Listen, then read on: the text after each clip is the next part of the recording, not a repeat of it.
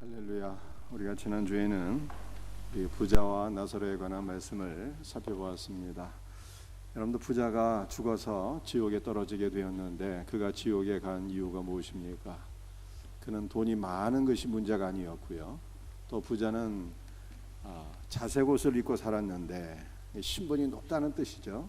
신분이 높아서 지옥에 간 것이 아니고 또 그가 잘 먹고 잘 입고 산 것이 문제가 아니었습니다. 그는 오직 하나님께서 주신 모든 자원을 자신만을 위해서 사용했던 이기적인 사람이었기 때문에 하나님 앞에 심판을 받게 되었다라고 성경이 말씀하고 있습니다. 반면에 우리 누가복음 16장 말씀을 보게 되면 부자와는 정반대로 매우 가난한 사람 나사로가 있었는데, 나사로의 이름의 뜻은 하나님께서 도우시다라고 하는 뜻입니다.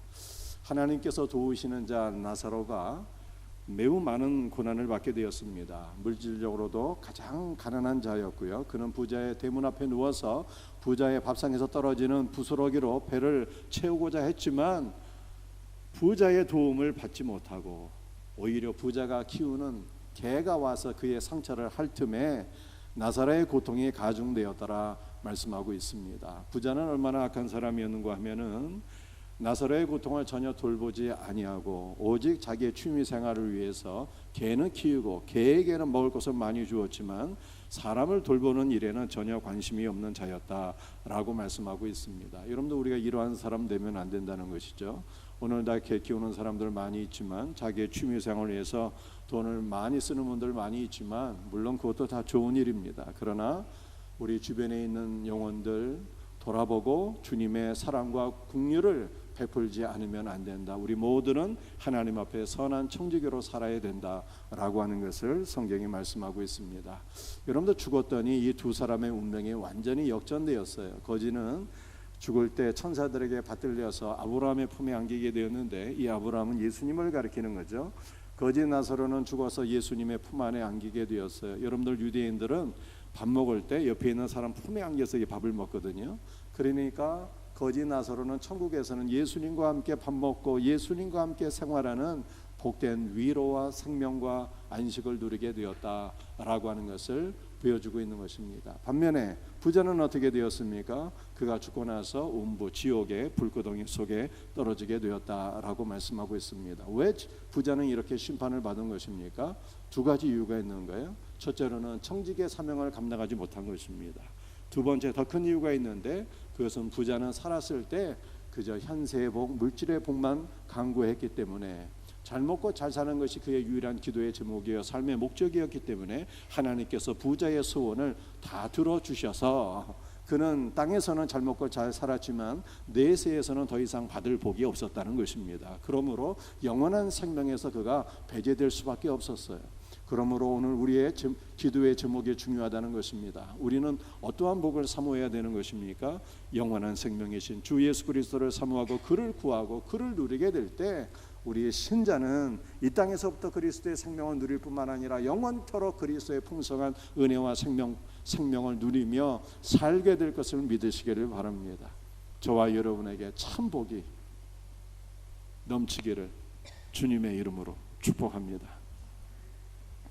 오늘 말씀의 제목은 새 예루살렘으로 지어지기 위하여라는 것입니다. 새 예루살렘으로 지어지기 위해서 우리 모두에게 두 가지가 필요한데요. 첫 번째는 예수 그리스도 안에서 하나가 되어야 한다는 것입니다. 어떠한 말씀입니까? 누가복음 17장 11절 말씀 같이 한번 읽어보겠습니다. 예수께서 예루살렘으로 가실 때 사마리아와 갈릴리 사이로 지나가시다가 예수님께서 예루살렘으로 가시고자 하셨습니다. 이것은 예수님께서 새 예루살렘의 비전을 가지고 가셨다는 뜻입니다. 여러분들, 우리 예수 믿는 신자는요, 하나님 나라를 소망하며 살아갑니다. 하나님 나라가 우리의 소망 아닙니까? 그런데 하나님의 나라의 완성이 바로 새 예루살렘이에요. 그러므로 우리는 하나님의 나라, 구체적으로 새 예루살렘을 소망하며 살아가는 신자가 되어야 하는 것입니다. 여러분들, 새 예루살렘이 무엇입니까?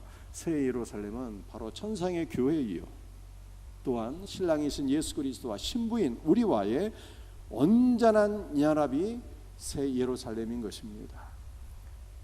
고린도전서 3장 16절 말씀을 보게 되면 성령께서 우리 안에 내주하신다 이렇게 말씀하고 있지 않습니까? 그러므로 우리가 성령께서 내주하시는 하나님의 거처요 하나님의 집입니다.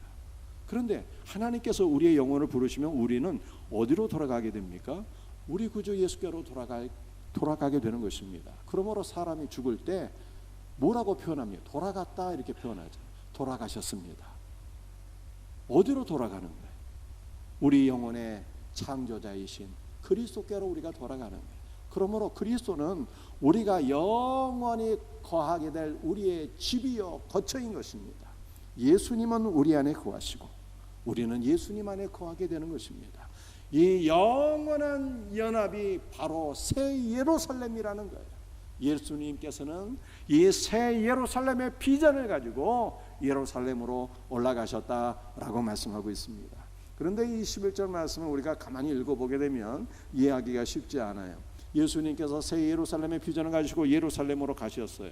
그런데 다시 사마리아와 갈릴리 사이로 통과하셨다는 거예요.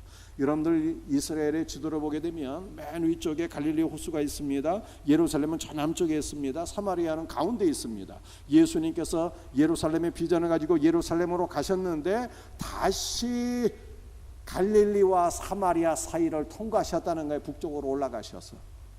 예수님은 왜 다시 북쪽으로 올라가셔서 사마리아와 갈릴리 사이를 통과하셨습니까?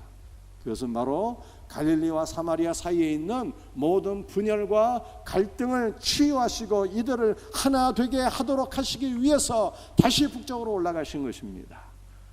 여러분들 갈릴리와 사마리아 사이에 있었던 분열과 갈등이 무엇이겠습니까? 주전 722년에 북이스라엘은 아수르에 의해서 멸망을 당하게 되었습니다. 그래서 갈릴리를 중심으로 한 북쪽의 10지파가 아수르로 다 끌려가게 되었어요. 사마리아 지역에는 이방인들이 와서 거주를 하게 되었습니다. 그래서 이 북쪽 이스라엘 10지파는요 사마리아 사람들을 무시하고 정죄했습니다.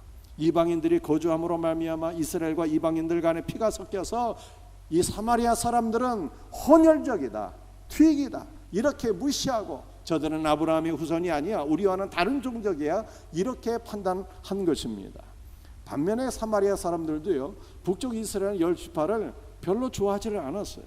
옛날에 우리나라가 청나라에 의해서 침략을 받게 되었을 때 우리나라 많은 사람들이 청나라의 노예로 끌려가게 되었습니다. 그리고 속전을 내고 다시 돌아오게 되었는데 돌아온 사람들을 사람들이 별로 환영하지 않았어요. 돌아온 사람들이 인정을 못 받았습니다.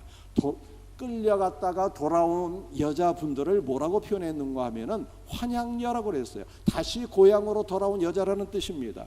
그런데 말은 맞는 말인데 환양녀 별로 좋은 의미가 아닌 거예요. 부정적인 의미인 것입니다.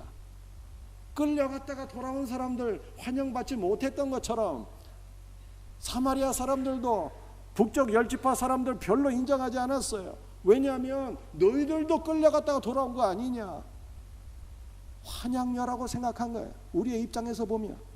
그래서 서로가 서로를 무시하고 정죄하고 판단하고 분열된 관계 속에 있었습니다. 그런데 예수님께서 다시 예루살렘에서 북쪽으로 올라가서 갈릴리와 사마리아 사이를 통과하신 것은 그들 가운데 있는 모든 분열과 갈등과 아픔을 치유하시고 하나 되게 하시기 위해서 올라가셨다는 뜻입니다. 여러분들 오늘 말씀의 첫 번째 요지는 우리가 거룩한 새 예루살렘으로 지어지기 위해서 공동체 가운데 있는 모든 분열과 갈등이 치유되고 하나가 되어야 우리는 그 거룩한 새 예루살렘으로 조성이 된다라고 하는 말씀인 것입니다. 예수님께서 갈릴리와 사마리아 사이로 다시 올라가심으로 어떻게 그들 가운데 분열이 그치고 하나가 되었을까라고 하는 것은 우리 마지막 부분에 살펴볼 것입니다. 여러분들 이 다음 말씀 한번 보십시다. 갈라디아 3장 28절입니다. 같이 말씀을 읽습니다. 너희는 유대인이나 헬라인이나 종이나 자유인이나 남자나 여자나 다 그리스도 예수 안에서 하나이니라. 여러분들 갈라디아 3장 28절을 원문으로 읽게 되면요 이러한 번역이 되는 것입니다. 우리 밑에 있는 거 한번 다시 읽어봅니다. 유대인도 아니고 헬라인도 아니고 자유인도 아니고 남자도 아니고 여자도 아니고 다 그리스도 예수 안에서 하나이니라. 저와 여러분은 어떠한 존재입니까? 우리의 옛사람은 십자가에서 다 종결된 거예요. 그러므로 우리는 더 이상 존재하지 않는다는 거예요. 유대인도 아니고 유대인도 존재하는 것이 아니고 헬라인도 아니고 자유인도 아니고 남자도 여자도 아니고 우리 모두는 우리의 옛사람은 그리스도 안에서 종결되었기 때문에 우리 모두는 그리스도 예수 안에서 하나이다 라고 하는 것을 성경이 말씀하고 있는 것입니다. 여러분들 저의 부모님은 양친이 다 이북분들이에요. 그런데 오늘 본문 말씀에 이해할 것 같으면 우리 모두는 그리스도의 십자가 안에서 종결되었기 때문에 더 이상 북한 사람도 존재하지 않는 것이고 더 이상 서울이 중요한 것이 아니고 영남과 호남도 아니고 우리 모두는 그리스도 예수 안에서 하나가 되었다라고 말씀하고 있는 것입니다. 여러분들 우리나라는 남과 북으로 나뉘어져 있고 영남과 호남으로 나뉘어져 있고 보수와 진보로 나뉘어져 있어서 나라가 갈등과 분열과 아픔 속에 있습니다. 여러분들 우리는 나라와 민족을 위해서 기도하셔야 돼요. 어떻게 기도해야 되는 것입니까? 우리의 모든 옛사람이 그리스도의 십자가에서 종결되었기 때문에 우리는 그리스도의 십자가 안에서 하나가 된 것을 믿습니다. 예수 그리스도 안에서 하나가 되게 없어서 라고 기도해야 되는 것입니다. 사랑하는 성도들이여, 우리 생명샘교회는 셀교회입니다. 여러분들 셀교회가 무엇입니까? 셀교회는 우리 소그룹 안에서 성도들이 하나가 되어서 친밀함을 누리게 되고 대그룹에서 받은 바 은혜의 말씀을 다시 나눔으로 그리스도의 풍성한 은혜와 또한 그리스도 예수 안에서 친밀함을 누리는 것이 바로 셀교회인 것입니다. 그런데 셀교회는 문제가 있는 거예요. 어떤 문제가 있습니까? 우리 셀에 속한 사람들하고는 친밀함이 있는데 우리 셀 밖에 있는 사람하고는 별로 친밀함이 없는 것이 문제인 것입니다. 그런데 오늘 말씀에 셀교회를 적용하면 어떻게 되는 것입니까? 모든 셀도 아니고요. 아니고. 그러므로 우리는 셀 안에서 친밀함을 누리게 되지만 셀을 넘어가서 셀조차도 그리스도 예수 안에서 다 종결되었기 때문에 우리는 예수 그리스도 안에서 셀 밖에 있는 모든 우리 성도들과 하나됨을 누려야 된다라고 하는 것입니다. 여러분들 우리가 그리스도 예수 안에서 하나가 될 때 우리는 하나님께서 기뻐하시는 거룩한 새 예루살렘 하나님의 나라로 우리가 세워지게 된다라고 하는 것을 성경이 말씀하고 있는 것입니다. 우리의 생명샘교회가 그리스도 예수 안에서 더욱더 하나가 됨으로 하나님이 기뻐하시는 거룩한 공동체로 세워지기를 주님의 이름으로 축복합니다. 우리가 거룩한 새 예루살렘으로 지어지기 위해서 필요한 것 두 번째는 무엇이겠습니까? 문둥병이 치유되어야 한다라고 하는 것입니다. 누가복음 17장 12절 13절 말씀 함께 같이 읽도록 합니다. 한 마을에 들어가시니 나병 환자 10명이 예수를 만나 멀리 서서 소리를 높여 이르되 예수 선생님이여 우리를 불쌍히 여기소서 보시고 이르시되 가서 제사장들에게 내 몸을 보이라 하셨더니 그들이 가다가 깨끗함을 받은지라. 예수님께서 특별한 목적을 가지고 갈릴리와 사마리아 사이를 통과하셨어요. 그 특별한 목적은 갈릴리와 사마리아의 분열을 그치고 하나 되도록 하기 위함이었고 또 하나의 목적은 10명의 문둥병자를 만나셔서 그들을 치유해 주시기 위함이었습니다. 여러분들 문둥병이라는 것이 무엇입니까? 성경에 나와 있는 문둥병은 오늘날의 문둥병과는 조금 다른데 오늘날의 이 나병이라고 하는 문둥병을 포함해서 보다 더 광범위한 피부 질환이 문둥병인 것입니다. 그런데 성경은 육신의 질병에 관한 책이 아니지 않습니까? 성경에서 말씀하고 있는 문둥병은 육신의 질병만이 아니라 영적 질환을 말씀하고 있는 것입니다. 성경에서 말씀하고 있는 문둥병은 영적 교만과 불신이 바로 문둥병인 것입니다. 여러분들 우리는 문둥병이 무엇인가를 성경에 나타난 용례를 통해서 확인해 보아야 합니다. 제가 여러분들에게 한번 질문해 보겠습니다. 잘 듣고 답변해 보세요. 성경에서 인류 최초로 문둥병에 걸린 사람이 누구입니까? 성가대 누구인가요? 인류 최초로 문둥병에 걸린 사람 성경에 기록되어 있어요. 누구인지 한번 보십시다. 출애굽기 4장 6절 7절 말씀을 보니까 누가 인류 최초로 문둥병에 걸렸어요? 모세이죠. 우리는 모세를 통해서 문둥병이 무엇인가 하는 것을 확인해 보아야 합니다. 하나님께서 모세에게 말씀하셨어요. 모세야, 내 손을 품에 넣었다가 꺼내 보아라. 주님의 말씀을 따라서 모세가 자신의 손을 품에 넣었다가 다시 꺼내 보니까 문둥병이 발하게 되었어요. 눈처럼 막 곰팡이가 시게 피게 되었고 살이 썩어지게 되었습니다. 다시 문둥병이 걸린 손을 품에 넣었다가 꺼내 보니까 하나님께서 모세의 문둥병을 치료해 주셨어요. 모세는 인류 최초로 문둥병에 걸린 사람이었습니다. 여러분들 문둥병이 뭐라고 제가 말씀드렸습니까? 우리의 영적 교만과 불신이 바로 문둥병이다라고 하는 것을 말씀드렸어요. 그렇다면 모세 안에 정말로 이러한 영적인 교만과 불신앙이 있었던 것이 맞습니까? 성경을 보니까 모세가 정말로 영적 교만과 불신이 있었더라고요. 하나님께서 모세에게 말씀하셨습니다. 모세야, 내가 너를 바로에게 보내리니 내 백성 이스라엘 백성들을 애굽에서 나오게 하리라, 이렇게 말씀하셨어요. 그런데 모세가 하나님의 말씀을 믿지 못했습니다. 하나님, 도대체 내가 누구이기에 바로에게로 가며 내가 하나님의 말씀을 백성들에게 전한들 그들이 믿고 그들이 따를 수 있겠습니까? 이렇게 답변하게 되었어요. 여러분들, 하나님은 모세에게 말씀하셨는데요, 내가 너를 바로에게 보내리라, 내가 너로 하여금 내 백성 이스라엘을 애굽에서 나오게 하리라, 이렇게 말씀하셨는데 이 전능하신 하나님의 말씀을 믿지 못한 사람은 사실 누구입니까? 모세가 믿지 못했다, 이렇게 말씀하고 있어요. 하나님의 말씀을 자신의 생각으로 판단하며 부정하며 내가 하나님의 말씀을 전할지라도 이스라엘 백성들이 듣지 않을 것입니다, 이렇게 자신의 생각으로 하나님의 말씀을 판단하고 믿지 못하는 것이 불신이며 이것이 가장 큰 영적 교만이다라고 하는 것을 성경이 말씀하고 있는 것입니다. 여러분들, 이러한 영적인 문둥병, 영적 교만에 빠지게 되면 우리는 그리스도의 풍성을 누릴 수가 없습니다. 여러분들, 문둥병에 걸린 사람들은 진영 밖에 따로 격리되어 살았어요. 문둥병에 걸린 사람은 성전에 올라가서 하나님께 예배를 드릴 수가 없었습니다. 이것은 그리스도의 풍성에 동참할 수 없었다는 뜻입니다.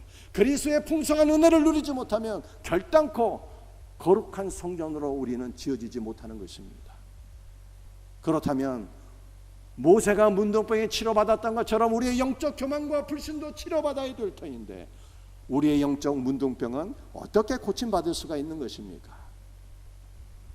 누가복음 17장 12절 13절 말씀 같이 한번 읽어봅니다. 시작. 한 마을에 들어가시니 나병 환자 10명이 예수를 만나 멀리 서서 소리를 높여 이르되 예수 선생님이여 우리를 불쌍히 여기소서 보시고 이르시되 가서 제사장들에게 너희 몸을 부이라 하셨더니 그들이 가다가 깨끗함을 받은지라. 예수님께서 갈릴리와 사마리아 사이를 통과하시는데 문둥병자 10명이 예수님을 만나서 소리쳐 외치게 되었습니다.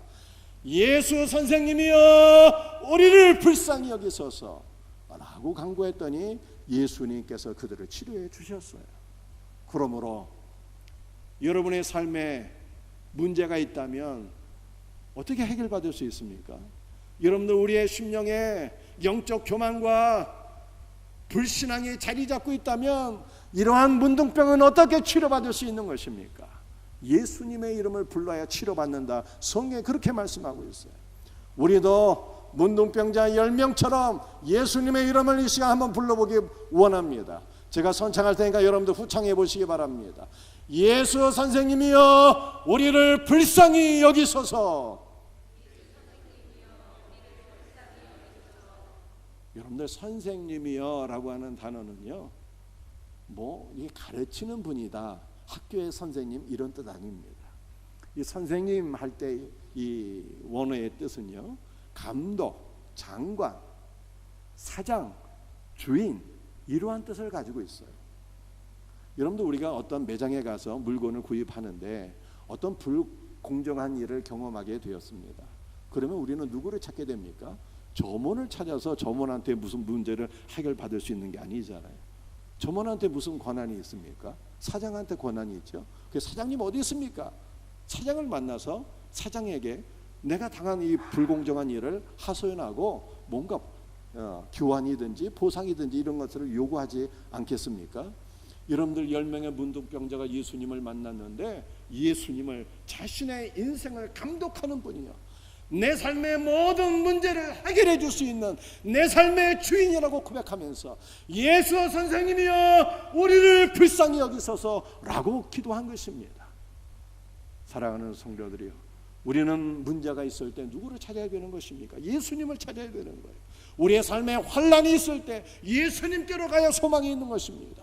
예수님의 이름을 부르며 기도할 때 주님이 우리를 살려주시는 것입니다.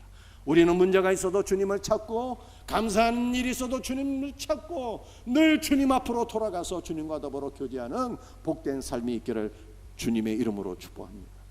여러분들, 우리의 삶에 문제가 있을 때 주님께로 가야 되는데 주님께로 가서 어떻게 기도하면 좋다고요? 주님의 이름을 불러야 되는 것입니다. 여러분들, 우리가 누군가 사랑하는 대상이 있으면 그 이름을 자꾸만 부르게 되는 거예요. 아이들이 있는데 아이들이 너무 예뻐 사랑스러워, 그럼 그 이름을 자꾸만 부르게 되잖아요.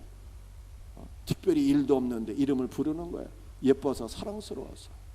여러분들, 우리는 누가 가장 사랑스럽습니까? 우리는 예수님이 가장 사랑스럽지 않습니까? 예수님의 가장 좋은 분이에요. 그 예수님의 이름을 자꾸만 불러야 되는 거예요. 예수님의 이름을 부를 때 그분과의 관계가 더욱더 가까워지고 그분과 더욱더 연합되어지고 그분의 사랑과 은혜가 우리의 심령 가운데 임하게 될 것을 믿으시길 바랍니다. 그러므로 무슨 문제가 있든지 주님의 이름을 부르고 주님의 이름으로 기도해서 응답받을 수 있는 복된 은혜가 우리 모두에게 있기를 주님의 이름으로 축복합니다. 예수의 이름을 부르며 기도할 때 주님께서 어떻게 문둥병을 치료받을 수 있을는지 가르쳐 주셨어요. 주님 뭐라고 말씀하셨습니까? 가서 제사장들에게 너희 몸을 보이라, 이렇게 말씀하셨어요. 그래서 10명의 문둥병자들이 예수님의 말씀을 듣고 순종하여서 제사장들에게로 가다가, 말씀에 순종하여 제사장대로 가다가 즉시 그들의 문둥병이 떠나고 그들의 몸이 깨끗해지는 놀라운 은혜를 경험하게 된 것입니다. 여러분들, 우리의 삶의 문제 어디로 가면 될까요? 우리가 가야 될 제사장은 누구입니까? 우리의 영적 문둥병은 누구에게로 가야 치유를 받을 수가 있는 것입니까? 여러분들, 우리의 영원한 대제사장은 바로 예수님이에요. 그러므로 우리의 모든 문제, 우리의 모든 기도의 제목, 우리의 삶에 우리가 해결받아야 될 영적 문둥병, 예수님께로 갈 때 예수님께서 우리를 치료해 주실 것을 믿으시기를 바랍니다. 여러분들, 구약 성경 우리 레위기서 14장을 보면 문둥병자들이 정결하게 될 때 그 정결하게 되는 예식이 있었어요. 어떠한 예식을 통해서 정결함을 받게 되었을까요? 우리 말씀이 좀 길지만 같이 읽어봅니다. 레위기서 14장 4절과 6절 말씀 같이 읽습니다. 제사장은 그 정결함을 받을 자를 위하여 명령하여 살아있는 정결한 새 2마리요 백향목과 홍색실과 우슬초를 가져오게 하고, 제사장은 또 명령하여 그 새 하나는 흐르는 물 위 질그릇 안에서 잡게 하고, 다른 새는 산채로 가져다가 백향목과 홍색실과 우슬초와 함께 가져다가 흐르는 물 위에서 잡은 새의 피를 치고 나병에서 정결함을 받을 자에게 7번 뿌려 정하다 하고, 그 살아있는 새는 들에 놓을지며. 할렐루야. 여러분들, 이 말씀이 무슨 말씀입니까? 문둥병자가 정결하게 되려면 새 2마리가 필요한데, 한 마리는요 흐르는 물 위, 흐르는 물을 담고 있는 질그릇 안에서 새 한 마리를 잡아야 했습니다. 여러분들, 새 한 마리를 질그릇 안에서 잡게 되면 그 새의 피와 질그릇 안에 있는 물이 섞이게 되는 것입니다. 이 질그릇은 그리스도의 인성을 가리키는 것이고, 여러분들, 질그릇 안에서 물과 피가 섞인다는 것은 예수님께서 십자가에 못 박혀 죽으실 때 예수님의 몸에서 물과 피가 나왔고, 예수님의 몸에서 나온 물과 피가 우리를 정결하게 하든 우리를 깨끗하게 하는 주님의 능력이다 라고 하는 것을 성경이 말씀하고 있는 것입니다. 그러므로 우리는 그리스도의 물과 피의 공로를 날마다 누리게 될 때 우리의 영적 문둥병이 치료되고 새롭게 될 것을 믿으시기를 바랍니다. 여러분들, 새 한 마리 가운데 한 마리는 어떻게 하는 것입니까? 한 마리는 죽이고 한 마리는 놓아주게 되는데, 죽인 새는 그리스도의 죽음을 가리키고 놓아준 새는 말씀입니다. 그리스도의 부활을 가리키는 것입니다. 그런데 새 한 마리를 놓아주기 전에 어떻게 했습니까? 그 새 한 마리를 백향목과 우슬초와 홍색 실로 묶어서 그 산 새를 질그릇 안에 있는 물과 피를 찍어서 그 피를 나병 환자에게 7번 뿌리게 될 때 나병 환자가 정결하게 되었다는 것입니다. 여러분들 백향목은 높으신 그리스도예요. 위대하신 그리스도. 우슬처럼 들판에 볼 수 있는 흔한 들풀인 것입니다. 우슬처는 그리스도의 연약함과 그리스도의 낮아지심을 가리키는 거예요. 그러므로 우리는 예수 그리스도를 모든 것으로 누려요. 백향목으로 누리고 우슬초로 누리고 그리스도 예수를 홍색실 피로써 누리고 그리스도 예수의 부활 생명을 누리게 될 때 우리는 예수 그리스도 안에서 정결하게 되고 우리의 모든 연약함이 모든 영적 교만이 치유되고 회복될 것을 믿으시길 바랍니다. 여러분들 레위기서 14장 14절 말씀도 우리 한번 같이 읽어보기를 원합니다. 시작. 제사장은 그 속건제물의 피를 취하여 정결함을 받을 자의 오른쪽 귓뿌리와 오른쪽 엄지손가락과 오른쪽 엄지발가락에 바를 것이요. 여러분들 나병 환자가 정결하게 되려면 짐 밖에서 7일간 격리하고 1차 정결 내식을 거치고 8일째 2차 정결 내식을 거쳤는데요, 2차 정결 내식은 오른쪽 귓뿌리와 오른쪽 엄지손가락과 오른쪽 엄지발가락에 피를 바르는 거예요. 그런데 이 예식은 제사장들을 정결하게 하고 제사장들을 위임하는 위임식의 예식과 동일했어요. 여러분들 이것은 무엇입니까? 여러분들 우리 안에 영적 교만이 있는데, 문둥병이 있는데, 이 문둥병이 치료받지 못하면 우리는 영적 문둥병자로 살아서 그리스도와 격리되고 그리스도의 은혜를 누리지 못하는 자가 되는 것이며, 우리의 영적 질병 문둥병을 치료받게 되면 우리는 하나님을 섬기고 사람을 섬기는 제사장으로 하나님 앞에 쓰임을 받게 된다는 뜻입니다. 그러므로 우리는 선택해야 돼요. 영적 교만, 이 상태로 그대로 살다가 그리스도의 풍성을 알지 못한 자로 죽을 것입니다. 아니면 우리의 모든 영적 교만이 치료를 받아서 하나님과 사람을 섬기는 신령한 제사장이 될 것이며, 예수 그리스도의 피의 국물을 날마다 누려서 정결하게 되고 저와 여러분들이 거룩한 제사장으로 쓰임받는 복된 은혜가 있기를 주님의 이름으로 축복합니다. 누가복음 17장 15절 16절 말씀을 한번 같이 읽어봅니다. 시작. 그 중에 한 사람이 자기가 낳은 것을 보고 큰 소리로 하나님께 영광을 돌리며 돌아와 예수의 발 아래 엎드려 감사하니 그는 사마리아 사람이라. 사랑하는 성도들이요, 10명의 문둥병자들이 다 치료를 받게 되었습니다. 그런데 돌아와서 주님께 감사한 자는 단 한 사람이었는데 그 단 한 사람이 바로 사마리아 사람이었어요. 사마리아 사람은 주님의 말씀을 듣고 문둥병의 치료를 받게 된 것을 깨닫고 하나님께 영광을 돌리게 되었는데 그 다음에 예수님께 돌아와서 감사를 드리게 되었습니다. 이것은 그 사마리아 사람이 예수 그리스도의 은혜로 말미암아 치유를 받게 된 것을 생각하며 주님께 돌아와 감사를 드렸고 그 예수 그리스도를 하나님으로 믿고 고백했다는 뜻입니다. 여러분들, 우리가 범할 수 있는 가장 흔한 죄가 있다면 무엇일까요? 그것은 바로 감사를 잊고 사는 거예요. 많은 사람들이 문제가 있을 때 주님을 찾습니다. 주님 앞에 기도합니다. 그러나 문제를 해결받으면 이것이 얼마나 놀라운 은혜입니까? 놀라운 은혜를 받고 살지만 그 은혜를 잃어버리고 잊어버리고 사는 것이 우리가 범하기 쉬운 가장 큰 죄이다 라고 말씀하고 있어요. 여러분들, 신자는 은혜로 사는데 은혜로 문제를 해결받고 난 이후에는 은혜를 잊고 사는 것이 아니라 주님 앞에 돌아와서 감사를 드려야 되는 것입니다. 감사를 잊고 사는 것이 우리가 범하기 가장 쉬운 죄. 감사절에만 감사하지 마시고 우리의 모든 문제를 해결해 주시고 우리를 정결하게 하시고 우리에게 영원한 생명 주신 예수 그리스도를 기억하면서 늘 기도할 수 있는, 감사할 수 있는 성도들이 되기를 주님의 이름으로 축복합니다. 여러분들, 성숙한 신자의 신앙이 무엇일까요? 문제 있을 때만 기도하는 것이 아니라 범사에 감사하는 것, 이것이 성숙한 신자의 신앙인 것입니다. 성경은 예수님께로 돌아와 감사드린 사람이 단 한 명 있는데 그 사람이 사마리아 사람이라 이렇게 강조하고 있어요. 왜 사마리아 사람인 것을 강조하고 있습니까?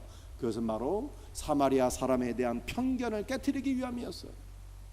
혼혈적이고 잡종이고 인간 같지 않은 인간들, 다 북쪽의 10지파도 그렇게 생각하고 남쪽 유다지파도 사마리아 사람 무시하고 살았는데, 그러나 예수님은 오히려 사마리아 사람의 신앙이 성숙한 신앙이며 사마리아 사람이 진정으로 하나님 앞에 영광 돌리는 참된 신자이다 라고 하는 것을 말씀하시면서 갈릴리와 사마리아의 모든 갈등과 분열을 종식시키시고 이 모두를 하나 되게 하셨다라고 하는 것을 말씀하고 있는 것입니다. 우리 마지막 말씀입니다. 17절 18절 함께 같이 읽겠습니다. 예수께서 대답하여 이르시되 10사람이 다 깨끗함을 받지 아니하였느냐? 그 아합은 어디 있느냐? 이 이방인 외에는 하나님께 영광을 돌리러 온 자가 없느냐? 우리 예수님께서 참으로 안타까워하시면서 말씀하셨어요. 10사람이 다 깨끗함을 받았거늘 어찌하여 한 사람만 하나님 앞에 영광을 돌리러 왔는가? 이렇게 말씀하셨습니다. 이방인 외에는 하나님께 영광을 돌리러 온 자가 없느냐? 여러분들 성경에서 이방인은요 굉장히 무시하는 단어이죠. 유대인 말고 이방인 이렇게 표현하는 것 아니겠습니까? 선민 말고 이방인, 이 선민이 아니란 뜻이죠. 하나님의 자녀가 아니란 뜻입니다. 유대인들은 다 이방인들을 이렇게 무시하고 정죄하며 살았습니다. 그런데 주님 앞에 감사를 드리러 온 사마리아 사람을 예수님께서는 이방인이라고 칭하셨는데, 예수님께서 말씀하신 이방인은 무시하는 단어가 아니었어요. 이방인에 담긴 영적 메시지는 무엇입니까? 이방인은 신인류라고 하는 뜻이에요. 신인류. 이방인은요 이사야 56장 3절에 보면 여호와 연합한 이방인이라고 말씀하고 있습니다. 사마리아 사람은 여호와 연합된 이방인, 신인류, 예수 그리스도의 생명으로 거듭난 하나님의 자녀, 예수님께로 돌아와 감사를 드리며 예수님과 하나가 된 그러한 주님의 자녀였다라고 하는 것을 말씀하고 있는 것입니다. 사랑하는 성도들이요, 저와 여러분은 어떠한 사람입니까? 나 모태 신앙이냐? 이렇게 살아가면서 생각하면서 사실은 그리스도의 은혜와 생명을 누리지 못하는 자는 아닌지 우리 돌이켜봐야 돼요. 영적 문둥병에 빠져서 그리스도와 격리되어 있고 그리스도의 풍성을 누리지 못하는, 알지 못하는 자는 아닌지 우리 자신을 돌이켜봐야 돼요. 우리는 예수님께서 인정하시는 참된 이방인이 되어야 됩니다. 예수님께로 돌아와서 예수님과 연합된 이방인, 예수님께로 돌아와서 예수님께 감사하는 복된 신자가 되어야 하는 것입니다. 예수님께로 돌아오게 될 때, 예수님과 연합되게 될 때 우리는 모든 영적 질병을 치유받고 그리스도의 풍성을 누리며 그리스도의 은혜 가운데 거룩한 새 예루살렘으로 우리 모두가 지어지게 될 것을 믿으시기를 바랍니다. 주님께 돌아와서 감사를 드린 이방인 사마리아 사람에게 더 큰 은혜가 임하게 되었습니다. 내 믿음이 너를 구원하였느니라, 그렇게 말씀하셨어요. 감사하는 자에게 더 큰 감사의 제목이 임하게 된다고 성경은 말씀하고 있습니다. 감사를 잊지 말고 삽시다. 감사함으로 말미암아 주님의 더 큰 풍성이 우리에게 더욱더 경험되어지기를 예수 그리스도의 이름으로 축복합니다. 말씀을 마치겠습니다. 우리 두 가지를 기억합시다. 우리 모두가 새 예루살렘으로 지어지기 위해서 그리스도 예수 안에서 우리는 하나가 되어야 하는 것입니다. 거룩한 새 예루살렘으로 지어지기 위해서 우리의 영적 문둥병은 치료받아야 됩니다. 어떻게 치료받아야 된다고요? 예수님의 이름을 부를 때, 우리의 제사장이신 예수님께로 돌아가서 그리스도의 모든 풍성을 누리게 될 때 우리의 영적 문둥병은 치료받습니다. 이 놀라운 은혜가 우리 모두에게 있기를 주의 이름으로 축복합니다.